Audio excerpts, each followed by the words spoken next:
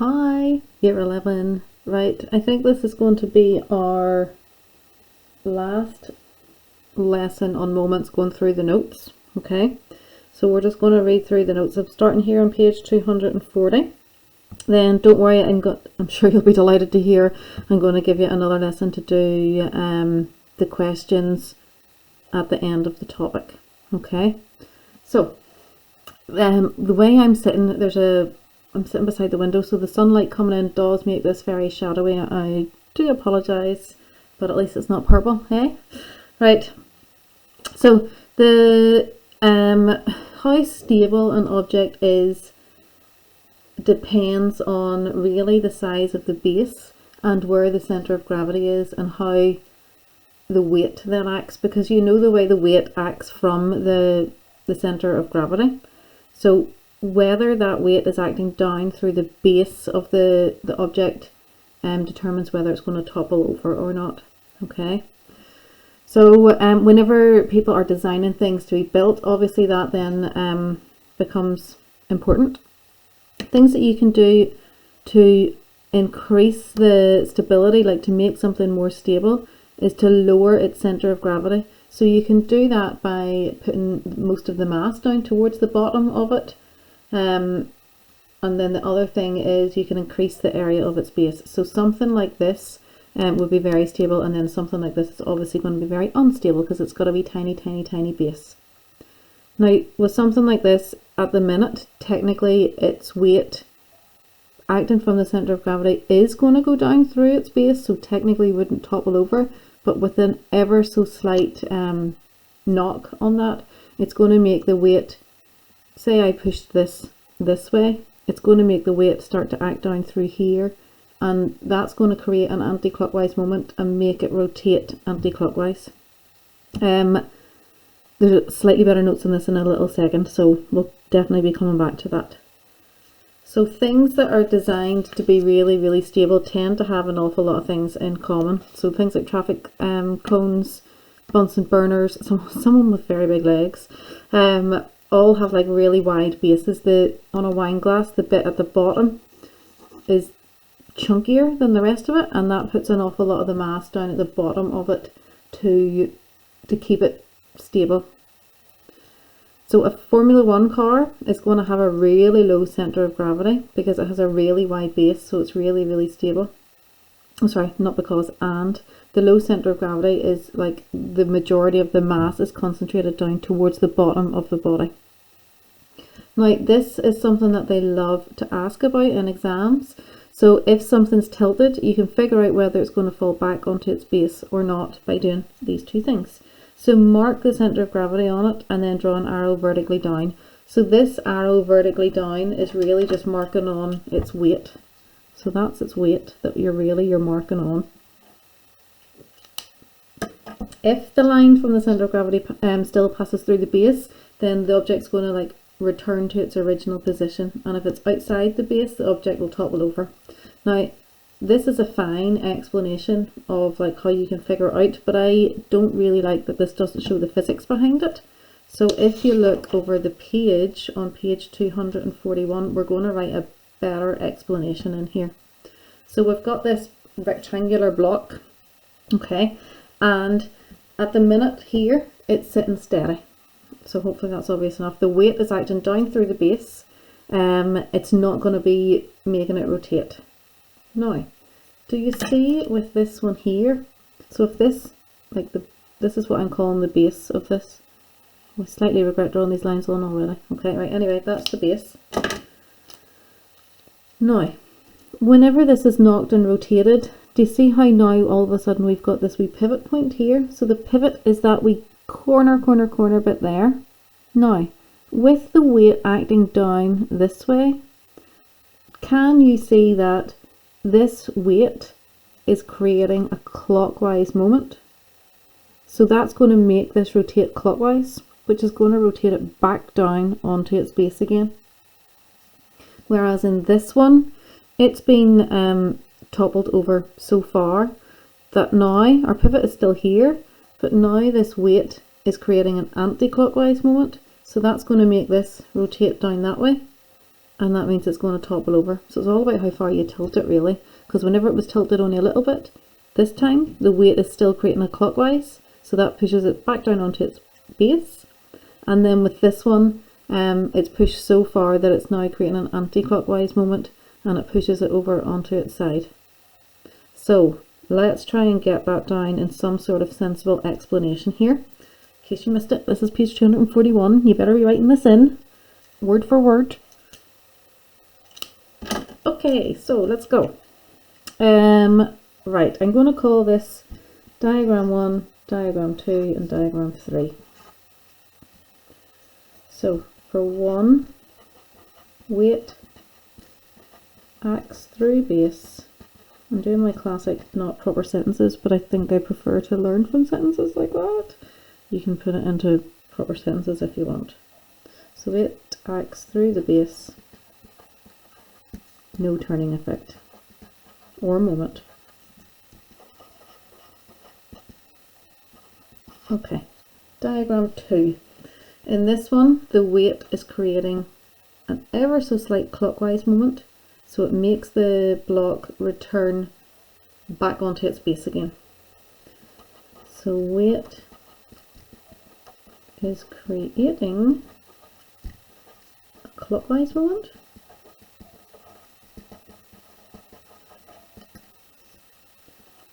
So the block will rotate clockwise and return to its base.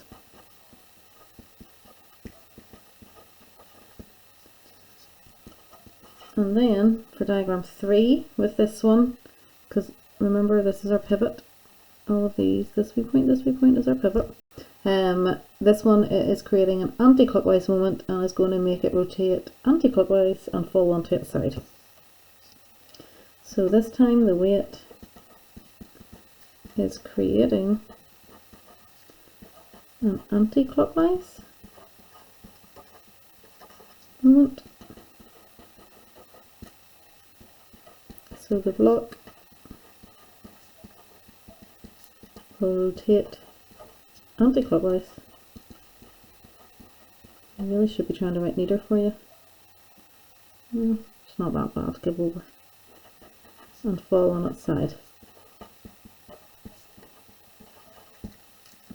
Now that is a pretty darn good exam question answer, even if I do say so myself. Alright, so let's get into the habit of writing it in terms of whether it's creating a clockwise moment or an anti-clockwise moment and what effect that has. Okay, let's keep going. Oh, do you like my Christmas socks? Okay, right, equilibrium. Now, this is relatively new in the course, all this stuff about equilibrium. To be honest, I haven't really seen them ask too much about it in exams, but we need to do it just in case. So the word equilibrium means that like everything's balanced, there's no resultant force, but it also means there's no resultant moment either. There's no resultant turning effect. And there's 3 different types, and what makes the type, or what decides what type it is what happens to it whenever you give it a push. So something like a ball, we would describe that as being in neutral equilibrium. So if you were to give this ball a push, right, do you see how the weight keeps on acting down through its base the whole time? So as the ball travels across here, the weight is still acting down through the base the whole time, like it's through the contact point with the ground. So the centre of gravity doesn't change position. This is the one I find the most difficult to explain. Don't think I've done a great job, but it sort of makes sense to me. To have another read over that and check that you get what it's getting at. The unstable equilibrium is something that, so like with a really tall radio mast, the weight, or sorry, the centre of gravity is still acting down through its base, okay? But because it's so tall and skinny, it's like a slight force could make it unstable and make it topple over. So that's why it's unstable equilibrium. which is why then it gets stabilized with the cables to stop that from happening. Don't worry, walking past one, it's not going to fall on you if it's windy. They've thought about that. Now the last one is stable equilibrium, and that's like what we were just talking about there with the block and all that. So if you look at all these pictures of the car, the weight is acting down through the base of the car.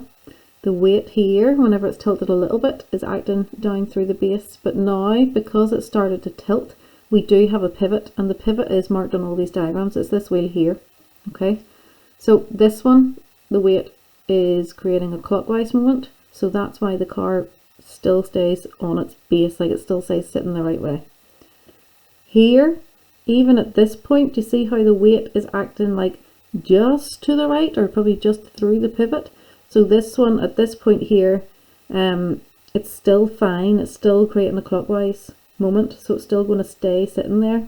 But on this one, it's rotated far enough that the center of gravity, or sorry, the weight is now creating an anti-clockwise moment. See the way now it's just to the left of the pivot? So that means it's now going to rotate over. Now, in school we have a video of, like, it's in black and white, that's how old it is, but of them testing buses. I don't know if it's a double decker, I can't remember. I'll try and find the video and attach it for you to see, but it is shocking how far that they can tilt them before the before the bus like would rotate over and fall. So that is the type of work that, or one of the many things that engineers would have to put the thought into with their work to make sure that, like, the bus isn't going to rotate if it goes around a corner, or fall over if it goes around a corner too fast. So if you think like why this is the case with the car, most of the mass is down in this bottom section of the car, so it does have a relatively low center of gravity, because up here it's just the framework really, but down towards the bottom of it you've got much more mass, so the center of gravity is low, and that's what makes it much more stable. Okay, I am not going to read through that. It's probably just worded better from what I have just been saying, so you have a little look at that. Read it, make sure you understand it. Okay, so on 244 the whole way up to 246 is all just questions now. I do want you to work through those, and as I say, I'll probably give you one more lesson to keep working on those questions, because I am conscious of giving you too much to do all at once. I don't want to stress you out. I'm gonna also attach a Wee Moments video that I made 5 years ago. It's probably even more cringy than these videos are, so don't laugh at me too much. But it's just like a summary video of the whole of Moments, okay? And what I need you to do is do these questions, and then I'll upload the answers. Well, it'll be next week now anyway. I'll upload the answers for you next week, and then you can check your work. I'm sitting recording this after just checking a lot of your first retrieval roulettes that you've handed in. I loved them. Keep them coming. I'm still waiting on some of them, but yeah, I totally loved seeing them. So unlucky. We're going to keep doing that. Okay, I'll talk to you soon. It's getting a bit lonely talking to myself here.